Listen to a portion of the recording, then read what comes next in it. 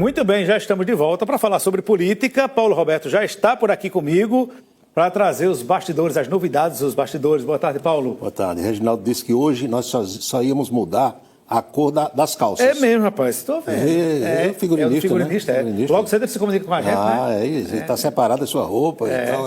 Curioso, né? É, isso aí. Isso que chama a gente uma parede de jarro aqui.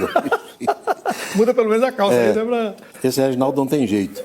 Vamos à política. O presidente brasileiro Lula está deixando a Argentina e chegando ao Uruguai. Por que é que ele vai ao Uruguai? Vai tentar demover o atual presidente, o Luiz Lacalle Pou, a não fazer um acordo comercial que está tentando com a China. E vai ser hóspede do ex-presidente José Mujica na granja do velhinho lá, que tem um Fusca, lembra aquele? Sim. Aí, a foto dos dois tomando chimarrão, preparando o chimarrão. Exatamente. Lula e Janja vão para a granja dele. Ele cria galinhas, porcos, gatos, tal. Vão para lá passar uns dias. E tem a foto de Lula com os dois, né? O Lacalle, que é o atual presidente, e também o José Mujica.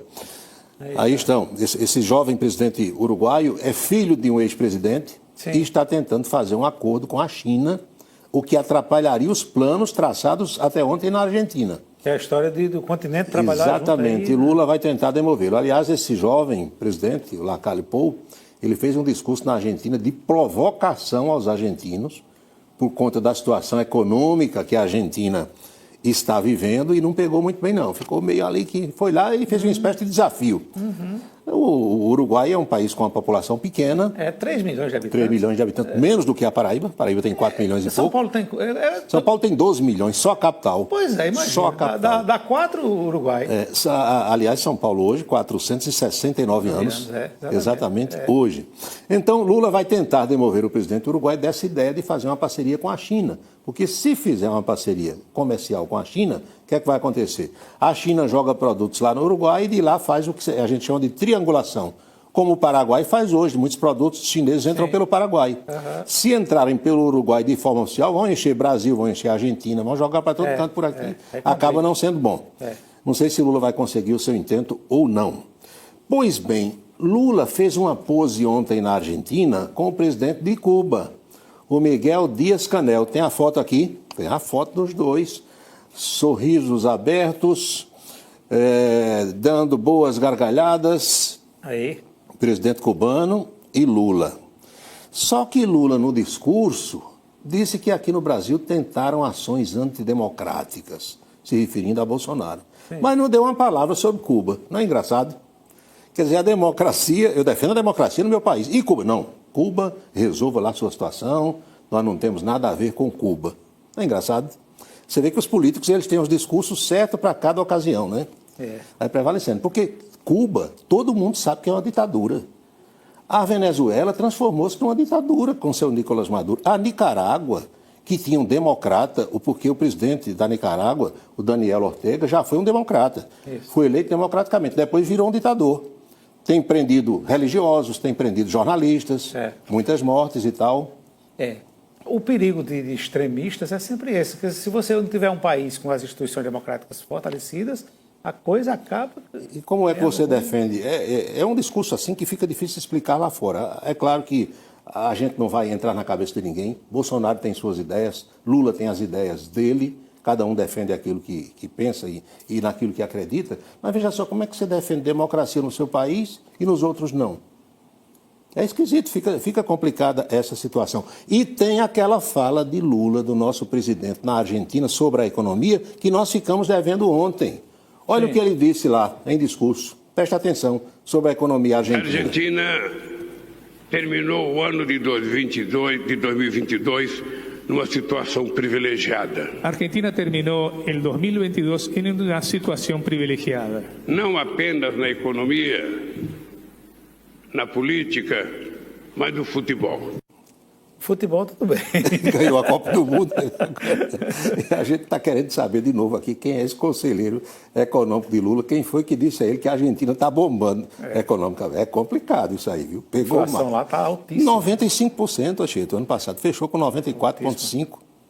Quer dizer, as coisas praticamente dobraram de preço, então Lula precisa tomar um chimarrãozinho lá com o José Mujica para ver se volta para cá com algumas outras ideias. Qual é o resultado da reunião de ontem do alto comando do Exército Brasileiro lá em Brasília? Sim. Eu lhe falei que à tarde é que a caneta funcionava. Primeira, a demissão, a troca, a remoção do comandante do BGP, Batalhão da Guarda Presidencial, que não agiu quando os vândalos foram lá e invadiram o Palácio do Planalto. A função precípua do BGP, o nome já diz, BGP, Batalhão da Guarda Presidencial. Cuidar do presidente, cuidar do Palácio, que é a sede do governo. Não cuidou. Troca-se o comandante. E também não permitir que o coronel Mauro Cid assuma o comando daquele batalhão lá em Goiânia. Sim. Deram lá um jeito, uma solução, disseram, coronel, peça para não assumir. Aí ele mandou lá uma carta, não, tudo bem, a pedido, ele não vai assumir. É como aquela história, o cara quer demitir, mas não quer dizer que demitiu, né? Peça para sair. Peça para sair. Ele foi exonerado a pedido. A pedido, né? Não tem isso? Então, ontem eu escutei alguns especialistas no assunto, alguns militares da reserva e alguns da ativa, e o que é que eles todos dizem? Que precisa-se, nesse momento no Brasil, de gestos dos dois lados. Gestos por parte de Lula, de Flávio Dino e de alguns outros ali próximos a Lula, e gestos também dos militares, para que pacifique a coisa e que o Brasil possa seguir o seu rumo normal. É tudo o que nós desejamos. Isso. Não é verdade? Acalmar os ânimos. É hora de um chazinho de camomila para todo mundo. O Jean Paul Prates, que ainda é senador, você vai ver uma foto dele aí com Lula, o presidente da República, vai assumir amanhã o comando da Petrobras. Está aí, risonho, é senador pelo Rio Grande do Norte. Ele era suplente da governadora, Sim. Fátima Bezerra. Quando ela assumiu o governo, ele virou senador, está concluindo o mandato agora, e o Conselho de Compliance da Petrobras já admitiu o nome dele, apresentado pelo presidente Lula. A posse está prevista para amanhã às 10 horas da manhã. Terá tarefas difíceis pela frente, porque Lula prometeu que mudaria a política de preços da Petrobras, e será a missão do Jean Paul Prates, que é, diga-se de passagem, muito preparado. Ele atua nesse mercado de óleo e gás há muitos anos, tem experiência. O fato é que nos últimos tempos, ser presidente da Petrobras virou um cargo É muito difícil. Antigamente não havia nem falar, era muito tranquilo, era só administrar muito dinheiro. Agora não. Coisa... Não, para que a gente tenha uma ideia disso que a Anchieta falou, veja só, a Petrobras no momento está sem presidente, porque o presidente renunciou há cerca de 15, 20 dias. Mesmo sem presidente, houve um aumento. O aumento de combustíveis, né? 7,4 alguma coisa por cento a partir de hoje. Então é uma empresa que funciona, porque ela tem vários conselhos, ações em bolsas internacionais, então é uma situação muito complicada. O cara é presidente, mas ele não pode chegar lá e fazer tudo não, que ele quer. E não é do dia para a noite, não, assim, não. Reunir conselho, ouvir membros daquelas diretorias todas que tem, é muita coisa. Ganha um bom dinheiro, mas tem é uma dor de cabeça por minuto. Nossa. Uma dor de cabeça por minuto. Vamos para o plano local, Paraíba. A Comissão Mista de Orçamento da Assembleia Legislativa do Estado da Paraíba já aprovou, já deu parecer pela aprovação das contas de Ricardo Coutinho e do governador João Azevedo. Como dissemos ontem, o assunto ia ser pautado e foi pautado para amanhã. E na CMO, que é a Comissão Mista de Orçamento, o placar foi folgado, 5-2. Isso. Sabe quem votou pela não aprovação, pela rejeição? Tovar Correia Lima e Camila Toscano. Os dois do PSDB. Os dois. Agora, se já saiu o parecer pela aprovação, claro que na votação em plenário, onde o governo tem maioria, não tem o que discutir, tem? Pela primeira vez que você falou isso aqui, já deu o resultado aqui.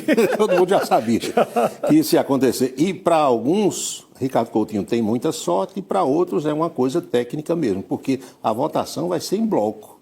Então, do jeito que vai botar as 3 contas de Ricardo Coutinho para a votação, bota junto as duas de Azevedo, aprova tudo e a situação está resolvida. Repercute também na mídia, nos portais de notícias, a entrevista concedida ontem aqui pelo prefeito Bruno Cunha Lima, no ITN, conversando com os nossos colegas, uma entrevista de muita repercussão, com as projeções que ouviremos e veremos daqui a pouco, né, mais uma parte da entrevista, canais, hospital, Parque do Açude Novo, muita coisa importante. Inclusive, a gente vai ver daqui a pouco, ele disse, inclusive em primeira mão aqui, que na reforma administrativa vem novidade em relação ao turismo. Viu? Sim. A reforma administrativa muita coisa. vem por aí. E daqui para o fim do mês ele anuncia. Hoje vem reforma, ele disse ontem. Hoje é 25, né? Hoje é 25, está pertinho do final do mês. Mais 6 dias aí. Tem muita gente ansiosa, se vai continuar, se sai, se fica, quem vem. Bruno diz calma, chá de camomila, um calmantezinho para todo mundo, que no final do mês a gente anuncia. Boca maldita de hoje. Sim. Calçadão da Cardoso Vieira, como sempre Eita, repercutindo boa. aqui, né? Ah, Você sabe boa. que Souza também tem uma boca maldita, né? Já ouvi falar que tem. Quando eu converso com o doutor Dalton Gadelha, diz, olha, a boca maldita de Souza tem dia que é mais agitada do que a daqui. Mais agitada ainda. Aí eles perguntavam hoje, a população já entendeu que parecer de Tribunal de Contas pode não valer muita coisa? E realmente nem sempre, Porque vale, né? nessa hora Vale. agora que nós estamos vivendo, nesse instante, é que a gente chega àquela conclusão de que Tribunal de Contas é um órgão apenas auxiliar da Assembleia Legislativa. Rapaz. Pois é. Isso é como aquela história do Ministério Público, que o Ministério Público determina, o Ministério Público Ele recomenda. Ele recomenda, né? E quando você não atende a recomendação, ele pode ajuizar uma ação. Sim, mas quem decide é o Poder Judiciário, né? A gente sabe que, eu não sei se já legalizaram isso, alguém é escolhido, por exemplo, para o Tribunal de Contas da União, ministro, o senhor ministro, né? É aquela pompa toda, realmente é um cargo vitalício. E é como aqui, conselheiro. Tal, muito bom. Bom, carvão, motorista, combustível, né? Mordomia e tal, mas tudo que fizer pode ser desmanchado por um deputado na Assembleia. Exatamente. E acabou a história. É isso. É isso, Anchieta. É isso aí, Paulo. Até amanhã, Até amanhã. Amanhã tem mais. Obrigado, Paulo. Bem, como Paulo Roberto comentou,